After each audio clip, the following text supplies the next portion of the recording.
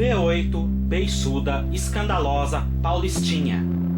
Estes são os apelidos da locomotiva elétrica mais famosa que já percorreu as ferrovias brasileiras e que ainda hoje representa um sinônimo de modernidade e rapidez sobre os trilhos.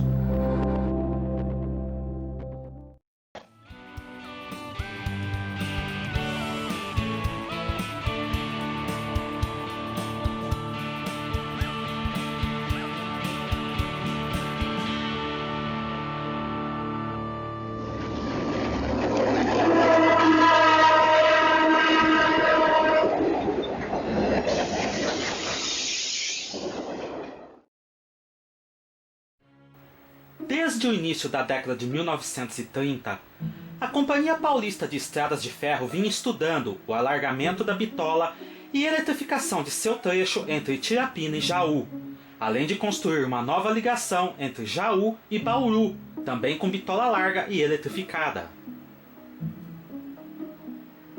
Várias obras para reforçar as pontes, alargar o leito e corrigir curvas mais fechadas neste trecho foram sendo feitas a partir de 1936. Mas apenas 2 anos depois, a CPEF realiza as licitações para construir as subestações e para fornecimento das novas locomotivas elétricas necessárias, sendo todos os certames vencidos pela General Electric norte-americana. Naquele momento, a GE ofereceu para a Paulista uma versão adaptada de sua locomotiva EP4 para passageiros, e que havia sido desenvolvida em 1936 para a ferrovia norte-americana New York, New Haven and Rutherford Railroad. Tais locomotivas tinham rodagem 2C mais C2, operando em corrente alternada, sendo que algumas unidades tinham sapatas laterais para captarem energia através de um terceiro trilho, tal como no metrô, para operar no trecho da estação central de Nova York, que era subterrâneo. Essas locomotivas incorporaram um aspecto aerodinâmico moderno e que se tornaria padrão na maioria das locomotivas elétricas e dieselétricas produzidas na América do Norte pelos 15 anos seguintes. As EP4 da New York New Haven operaram até a segunda metade dos anos 1950, quando todas foram desativadas e sucateadas, não se preservando nenhuma unidade. As principais modificações propostas pela General Electric para o modelo da CPEF era a conversão para operar em 3.000 volts em corrente contínua, além dos truques serem construídos em longeirões de peças de aço fundido soldadas, muito parecidos com os já usados pelas GE 1C mais C1 da década anterior, ao invés de uma única peça fundida igual ao da ferrovia norte-americana. Construídas no segundo semestre de 1939, as 4 GE 2C mais C2 da Companhia Paulista eram na época as locomotivas elétricas de bitola larga mais potentes do mundo, gerando até 3.880 HPs a 140 km por hora. Desembarcadas no Brasil no final daquele mesmo ano, foram entregues para tráfego em fevereiro de 1940, com os números 380 a 383, rapidamente começando a fazer os principais trens de passageiros e cargas da empresa. Diversas modificações foram feitas pela CPEF nos primeiros meses de operação dessas locomotivas, como a alteração da posição dos pegamãos, a instalação e posterior retirada de um gradil de proteção nas portas frontais e a instalação de uma veneziana móvel, ao invés de fixa, logo atrás da cabine, para facilitar a equipagem na troca de bastões de staff. Também nessa época, a unidade 380 recebe placas em homenagem ao conselheiro Antônio Prado, ex-presidente e principal acionista da empresa.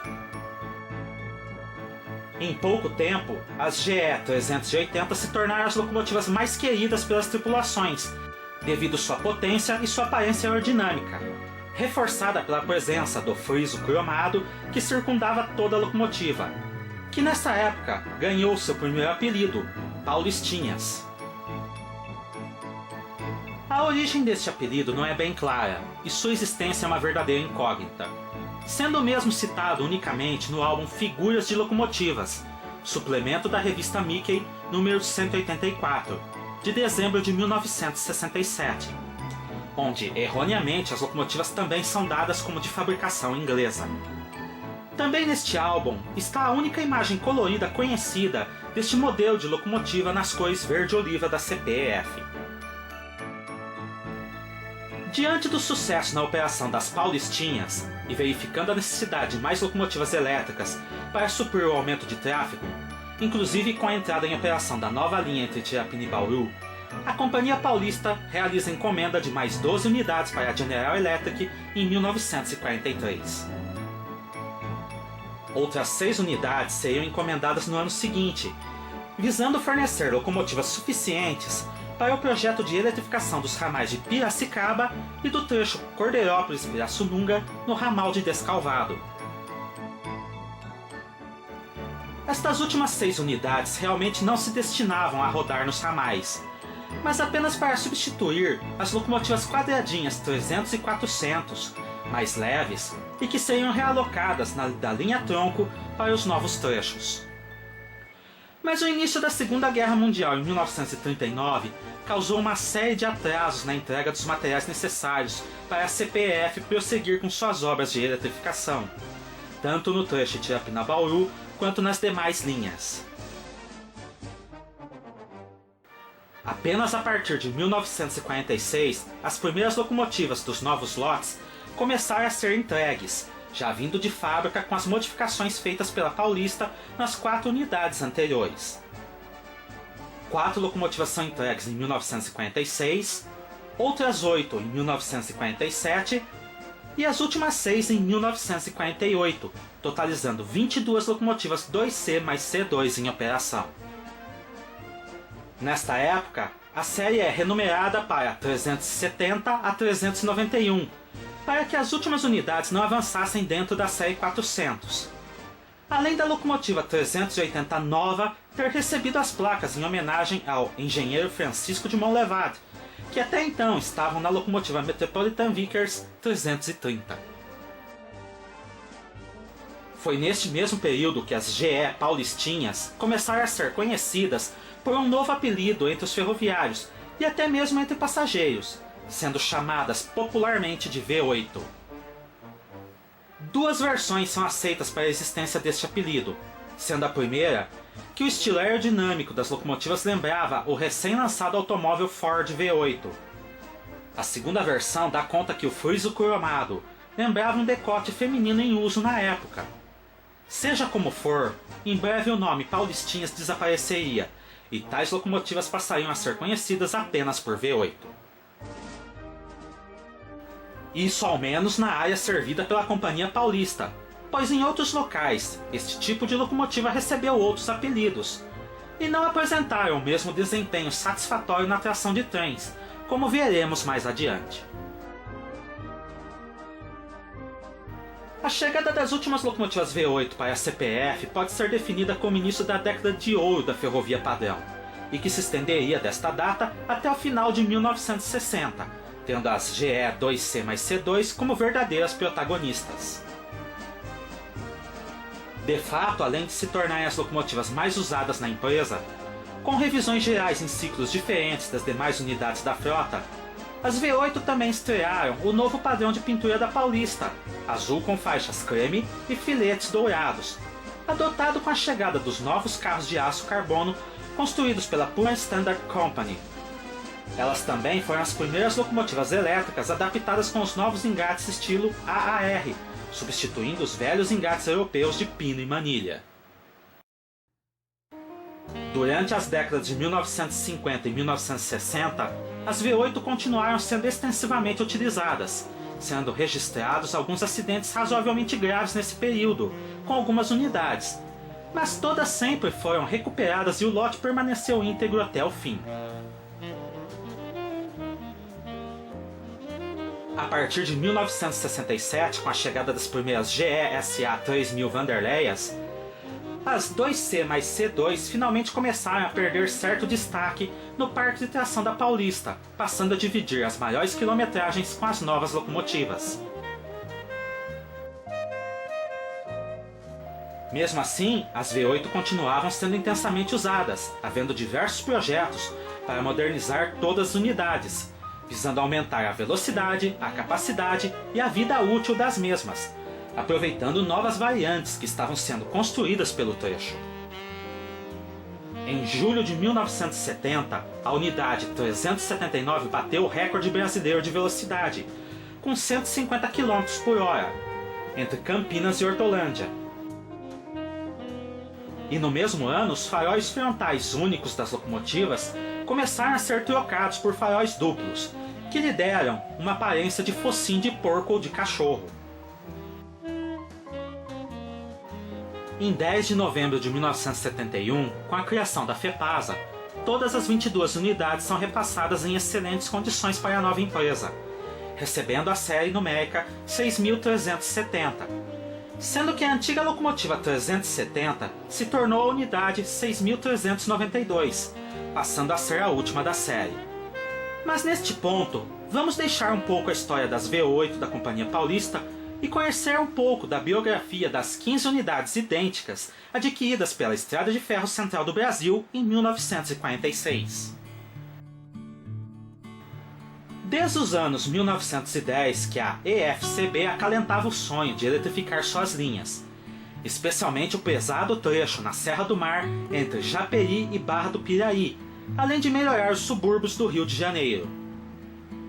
No entanto, os trabalhos só começaram em 1933, com a inauguração 4 anos depois do trecho entre Dom Pedro II e Japeri. A falta de recursos e a Segunda Guerra Mundial impediu a continuação dos trabalhos, retomados apenas em 1945. E dentro dos acordos entre Brasil e Estados Unidos, empresas norte-americanas designadas pelo governo daquele país assumiram os trabalhos de eletrificação e construção do material rodante. Este incluía 15 locomotivas 2C mais C2 de 3.000 volts praticamente iguais às que haviam sido entregues em 1940 para a Companhia Paulista.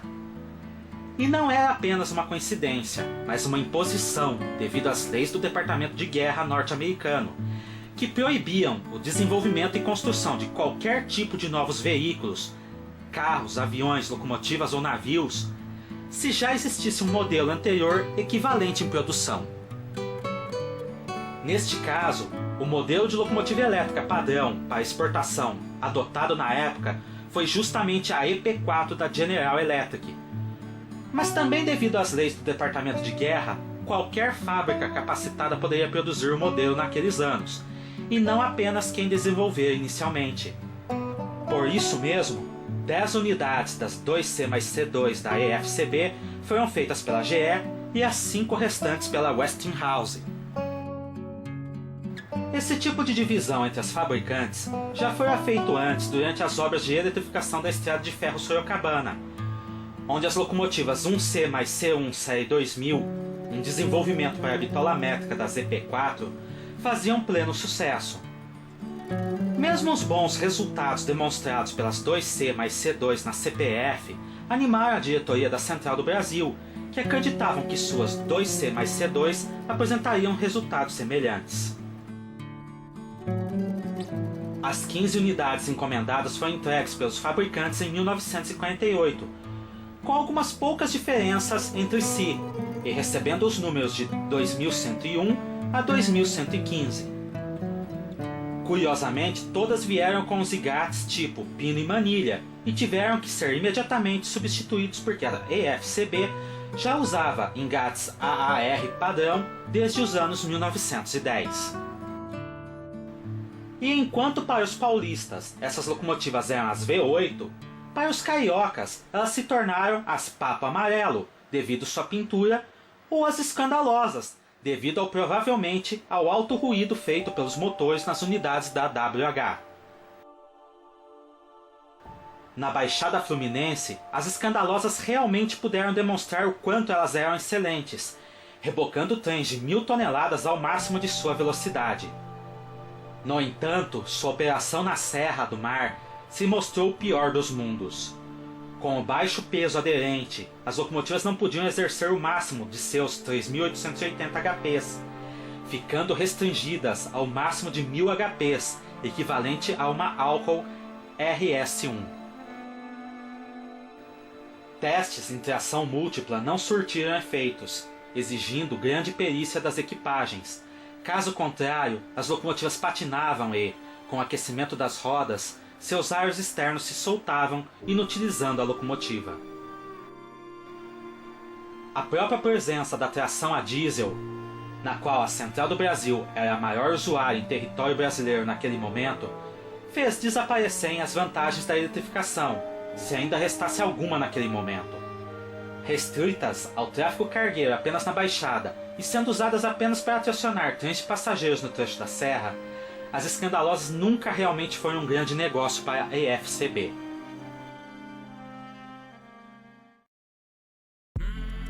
Por isso mesmo, com a chegada de novas locomotivas elétricas mais viáveis, 2 unidades das 2C mais C2 foram transferidas para a Estrada de Ferro Santos a Jundiaí no final da década de 1950, quando ambas as ferrovias já integravam a Rede Ferroviária Federal Sociedade Anônima.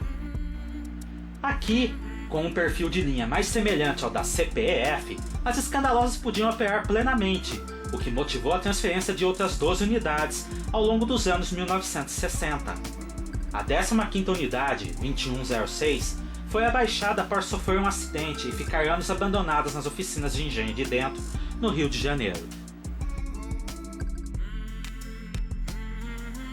Na EFSJ, as 2C mais C2 vindas da Central passaram a ser conhecidas como beiçudas, por serem maiores do que as English Electric Pimentinhas em operação, e talvez para diferenciar das V8 da Companhia Paulista, que a partir de meados de 1965 começaram a alcançar a Estação da Luz em tráfego mútuo com a Santos Jundiaí. É curioso notar que, por falta de maquinário apropriado, todas as beiçudas, ao chegarem na nova ferrovia, foram recuperadas nas oficinas da CPEF em Jundiaí, aproveitando todo o conhecimento que aquela empresa tinha na manutenção e uso do modelo. Ao menos 4 dessas locomotivas receberam um novo tipo de tomadas MU, para reboque de trens unidades elétricos, mas o projeto realmente não surtiu o efeito esperado, e essa modificação não foi implantada nas demais unidades. Aliás, ao contrário das unidades da Paulista e posteriormente FEPASA, as locomotivas da rede praticamente nunca passaram por modernizações, o que abreviou muito a vida útil das mesmas. Em 1980, apenas 4 unidades ainda constavam como em operação, e as demais paralisadas aguardando manutenção, mas na prática todas estavam encostadas em péssima situação. Neste ponto da história, nós devemos retornar à biografia das 22 unidades operadas pela FEPASA, recebidas da antiga Paulista. Mas como este vídeo está ficando muito longo, pessoal, nós vamos dividi-lo em 2. Por hoje, nós ficaremos aqui, mas na semana que vem, não deixe de assistir a segunda parte, contando o final da história das GE 2C mais C2 V8. Cliquem no gostei, se inscrevam no canal e ativem as notificações para fortalecerem nossas atividades e não perderem nenhum novo vídeo. Até a próxima!